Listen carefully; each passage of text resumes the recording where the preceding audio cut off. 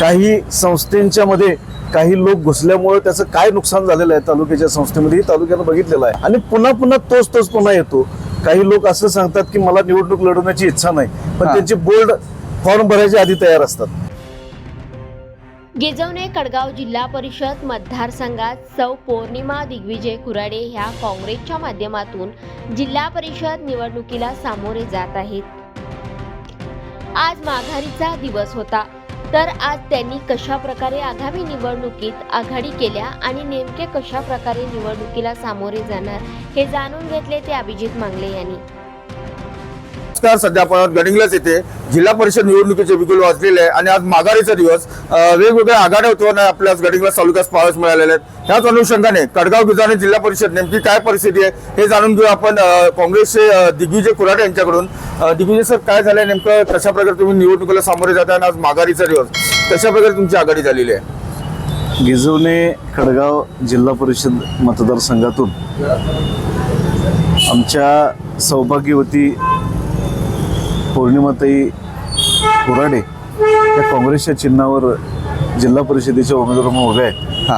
आज निर्णायक क्षणी आमची एक अत्यंत चांगली समविचारी आघाडी झालेली आहे।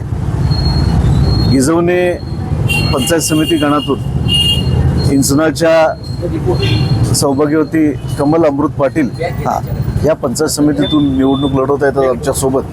त्याचबरोबर कडगाव पंचायत समिती गणातून सौभाग्यवती रेश्मा रियाजबाई शमनजी ह्या आमच्यासोबत शिवसेना उद्धव बाळासाहेब ठाकरे या पक्षाचे अधिकृत उमेदवार आमच्यासोबत आज निवडणूक लढवत आहेत आणि आमची ताकद ह्या दोन्ही उमेदवारांच्यामुळे आज द्विगुणित झालेली आहे आणि अत्यंत चांगल्या पद्धतीनं आम्ही प्रचार यंत्रणा येणाऱ्या 7-8 दिवसांमध्ये राबवणार।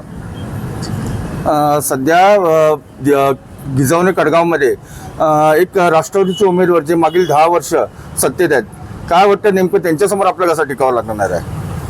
आता ते गेली 10 वर्ष राष्ट्रवादीचा उमेदवार इथं सत्तेत आहे आणि कागल मतदारसंघामध्ये जे काही जिल्हा परिषदेचे मतदारसंघ येतात कागल विधानसभा मतदारसंघामध्ये जवळपास सगळ्या जिल्हा परिषद मतदारसंघामध्ये आघाडी झालेली आहे, त्यांची युती झालेली आहे।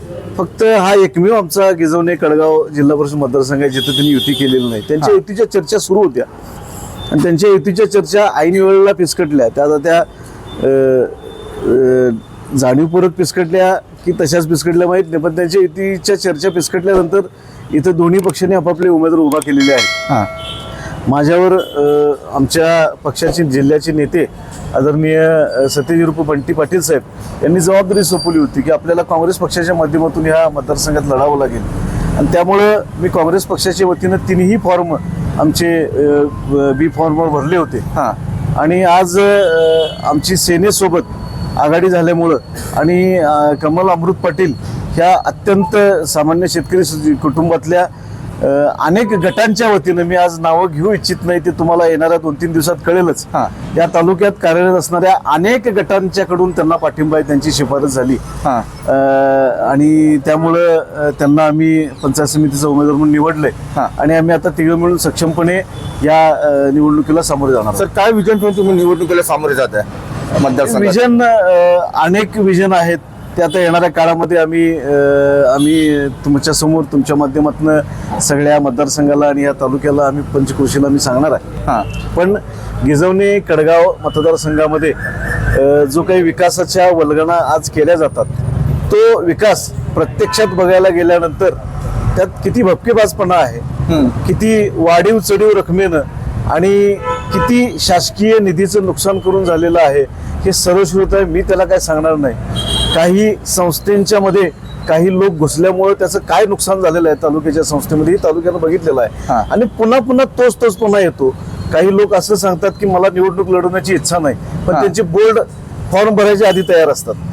त्यामुळे त्यांचं आता सगळ्या लोकांना कळालेलं आहे। मी कोणावर टीका करणार नाही, पण ह्या मतदारसंघाचा शाश्वत विकास झाला पाहिजे। गिजवण्यापासून हिरलग्यापर्यंत आणि अगदी लिंगनूर देखनाळपासून शिपूरपर्यंत वडरगे बड्याचेवाडी या सगळ्या गावांच्या मध्ये एक चांगला सुनियोजित शाश्वत विकास या निमित्तानं आम्ही घेऊन जाऊ।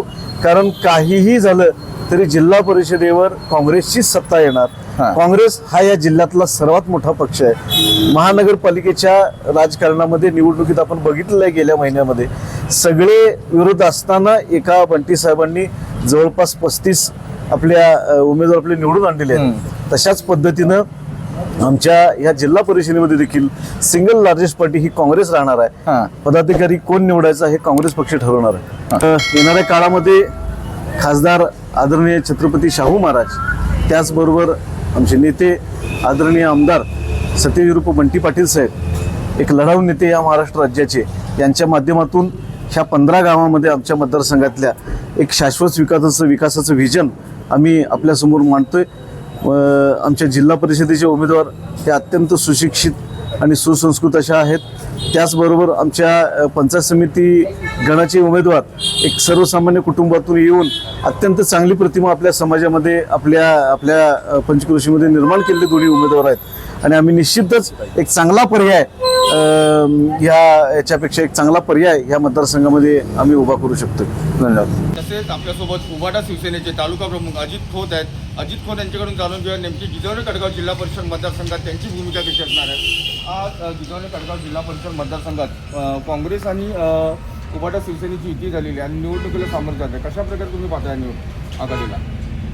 आज काँग्रेस आणि शिवसेना ही जिल्हा परिषद गिजवणे जिल्हा परिषद लढण्याचा निर्णय घेतलेला आहे. आम्ही पंचायत समिती गणातून रेश्मा रिया शंभंजी यांचा अधिकृत फॉर्म शिवसेनेच्या वतीने ठेवलेला आहे आणि काँग्रेसमध्ये जिल्हा परिषद गटातून दिग्विजय कुराडे यांचा काँग्रेसकडून ठेवलेला आहे. आमची महाविकास आघाडी म्हणून आम्ही या जिल्हा परिषदला सामोरं जात आहे. आमच्या प्रत्येक गावामध्ये शिवसेनेच्या शाखा आणि शिवसैनिक सक्षमपणे याचं काम करतील आणि येणाऱ्या निकालाचं चित्र हे वेगळंच असेल हे ह्या निमित्ताने मी तुम्हाला आश्वस्त करतो. कितपत विश्वास होतो या विजयाबाबत? विश्वास निश्चितच आहे, कारण आता चालू असलेलं राजकारण देशातलं, राज्यातलं आणि तालुक्यातलं बघितला तर लोकांना प्रत्येकाला फक्त आपल्या भ्रष्टाचाराची भीती आहे. आमच्याकडे निष्ठा आहे, आमच्याकडे सत्ता नसेल तर निष्ठा आणि आमच्या पक्षावर असणारं प्रेम आहे. आमच्याबरोबर कट्टर माणसं आहेत. आमच्यासोबत कोणी नसलं तरी आमचा पक्ष आज निष्ठेकडे लोकांचं लक्ष आहे. त्यामुळं आम्हाला निश्चितच आश्वासन लोकांनी दिलेलं आहे की तुम्ही ह्या मतदारसंघामध्ये उमेदवारी द्या, आम्ही तुमच्या पाठीशी सर्वांनी निवडून आणू. त्यामुळे आम्ही ह्या जिल्हा परिषदला सामोरं जातोय. धन्यवाद.